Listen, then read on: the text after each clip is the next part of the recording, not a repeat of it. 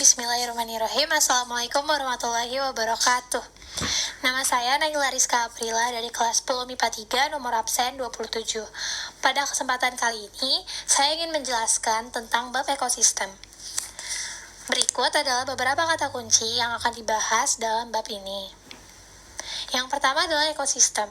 Ekosistem dikemukakan oleh Tansley pada tahun 1935. Tansley adalah seorang berkebangsaan Inggris yang merupakan ahli ekologi. Ekosistem itu sendiri adalah interaksi antara makhluk hidup dengan lingkungan biotik dan abiotiknya. Ilmu yang mempelajari tentang ekosistem disebut dengan ekologi. Selanjutnya kita akan membahas tentang komponen ekosistem. Komponen ekosistem dibagi menjadi dua, ada komponen abiotik, yang mana tidak hidup, dan komponen biotik, atau organisme hidup. Komponen abiotik, ada air. Nah, air ini sangat penting bagi makhluk hidup, karena 90% tubuh makhluk hidup tersusun atas air. Kemudian ada udara. Udara membantu proses respirasi pada makhluk hidup. Kemudian ada tanah, di mana organisme memanfaatkan tanah sebagai substrat atau tempat hidup. Ada kelembapan dan suhu, topografi, iklim, dan cahaya. Kemudian ada komponen biotik. Yang pertama adalah produsen. Produsen ini bersifat autotrof atau dapat memasak makanannya sendiri. Nah, autotrof dibagi lagi menjadi dua. Yang pertama ada fotoautotrof yang memerlukan bantuan energi cahaya, dan yang kedua ada kemoautotrof yang memanfaatkan energi hasil reaksi kimia. Kemudian setelah produsen ada konsumen. Konsumen bersifat heterotrof atau tidak dapat memasak makanannya sendiri, dan dia membutuhkan produsen. Nah, konsumen dibagi menjadi tiga. Yang pertama ada herbivora atau pemakan tumbuh-tumbuhan, contohnya kambing dan sapi. Kemudian ada karnivora yang memakan daging, contohnya singa dan harimau. Dan yang terakhir ada omnivora, pemakan segalanya, contohnya manusia. Yang ketiga ada detritivore. Detritivore ini membantu sampah organik hancur secara mekanik sebelum mengalami proses penguraian secara kimia. Contohnya rayap, teripang, dan luing. Decomposer menguraikan sampah organik secara kimia menjadi zat-zat anorganik. Contohnya bakteri dan jamur. Berikutnya kita membahas tentang interaksi antar komponen ekosistem. Yang pertama ada interaksi antar komponen abiotik. Contohnya, jika intensitas cahaya matahari yang mengenai suatu perairan meningkat, mengakibatkan laju penguapan air meningkat pula. Yang kedua ada interaksi antara komponen abiotik dengan biotik. Contohnya ketika tanaman yang merupakan biotik menyerap zat hara dari tanah yang merupakan abiotik. Ketiga, ada interaksi antar komponen biotik yang dibagi lagi menjadi dua. Yang pertama, interaksi intraspesifik yang terjadi dalam satu spesies, contohnya pada koloni rayap. Yang kedua, ada interaksi interspesifik, contohnya predasi, kompetisi, dan simbiosis. Nah, ini terjadi di spesies yang berbeda. Pada predasi, terjadi hubungan saling makan-memakan, dan melibatkan pemangsa dan mangsanya. Contohnya ketika singa memangsa antelop. Kemudian kompetisi ini adalah interaksi antara dua individu yang berupa persaingan. Contohnya ketika kijang dan rusa berlomba untuk memakan rumput. Berikutnya ada simbiosis. Simbiosis pada umumnya dibagi menjadi tiga, yaitu mutualisme yang menguntungkan kedua belah pihak. Contohnya pada lebah dan bunga. Kemudian komensalisme, di mana satu pihak diuntungkan dan satu pihak tidak diuntungkan maupun dirugikan. Contohnya pada pohon anggrek dan tumbuhan inangnya. Kemudian parasitisme, di mana salah satu pihak diuntungkan dan salah satu pihak yang lain dirugikan. Contohnya, cacing kremi pada usus manusia. Nah, ada juga netral. Netral ini, kehidupan organisme dalam satu daerahnya tidak saling mengganggu satu sama lain. Berikutnya adalah aliran energi.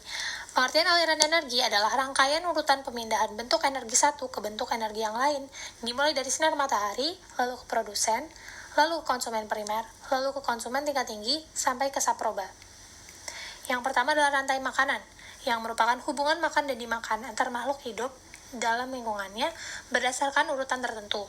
Yang pertama rantai perumput, yang merupakan tingkat kedudukan trofi pertamanya ditempati produsen. Kemudian ada rantai makanan detritus, jika kedudukan tingkat trofi pertamanya ditempati oleh detritus.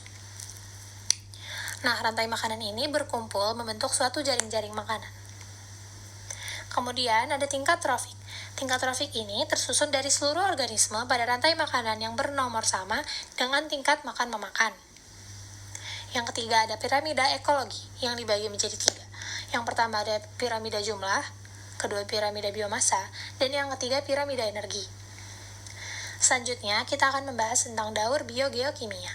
Daur biogeokimia adalah daur yang melibatkan unsur-unsur senyawa kimia dan mengalami perpindahan melalui serangkaian organisme. Yang pertama adalah daur air. Proses utama yang mendorong siklus air adalah evaporasi air oleh energi surya, kondensasi uap air menjadi awan dan hujan. Transpirasi oleh tumbuhan darat juga menggerakkan cukup banyak air ke atmosfer. Aliran permukaan dari air tanah dapat mengembalikan air ke lautan, sehingga menuntaskan siklus air. Daur yang kedua adalah daur nitrogen. Proses kuncinya, yang pertama nitrifikasi, di mana bakteri nitrifikasi seperti spesies Nitrosomonas mengoksidasi amonium dan mengubah amonia menjadi nitrit. Bakteri lain, seperti nitrobakter, bertanggung jawab untuk oksidasi dan nitrit menjadi nitrat. Kedua ada denitrifikasi, yaitu proses reduksi nitrat untuk kembali menjadi gas nitrogen untuk menyelesaikan siklus nitrogen. Proses ini dilakukan oleh spesies bakteri seperti Pseudomonas dan Clostridium dalam kondisi anaerobik. Ketiga ada daur karbon. Proses kuncinya, karbon dioksida yang banyak terdapat di atmosfer merupakan hasil dari respirasi manusia, hewan, erupsi vulkanik, dan hasil pembakaran.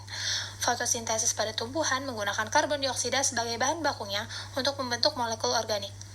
Molekul organik seperti selulosa dan karbohidrat lainnya akan digunakan oleh hewan dan manusia melalui proses. Berikutnya ada daur fosfor, yang mana proses kuncinya di alam, fosfat berada dalam dua bentuk, yaitu senyawa fosfor organik pada makhluk hidup dan senyawa fosfat anorganik pada air dan tanah. Fosfat yang terkandung di bebatuan terkikis oleh air hujan dan mengendap di tanah. Tumbuhan menggunakan dan membentuknya menjadi senyawa organik bagi konsumen. Kemudian melalui ekskresi dan aktivitas dekomposer, fosfat tersebut kembali ke tanah. Terakhir ada daur sulfur. Proses kuncinya, sulfat dalam tanah diserap oleh tumbuhan.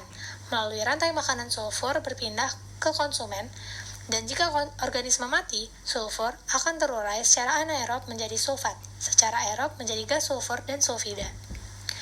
Oleh bakteri sulfur, gas sulfur dan sulfida di udara dioksidasi menghasilkan sulfur. Selanjutnya, sulfur dioksidasi lagi membentuk sulfat dalam tanah. Terakhir adalah suksesi. Suksesi adalah proses perubahan komunitas yang berlangsung secara lambat dan teratur dalam waktu yang lama, menuju ke satu arah sehingga terbentuk komunitas yang lebih kompleks. Suksesi akan berakhir pada ekosistem klimaks yang telah mencapai keseimbangan. Nah, suksesi ada dua. Yang pertama, suksesi primer. Suksesi primer ini membentuk komunitas makhluk hidup yang sebelumnya tidak ada. Contohnya, ketika biji-biji terbawa oleh arus air dan dapat tumbuh di pantai. Nah, suksesi sekunder merupakan perubahan yang terjadi karena terganggunya habitat. Contohnya, keadaan hutan setelah pembakaran hutan. Demikian penjelasan saya tentang bab ekosistem. Saya mohon maaf bila ada kekurangan dan kesalahan. Wabillahi taufiq wal hidayah. Wassalamualaikum warahmatullahi wabarakatuh.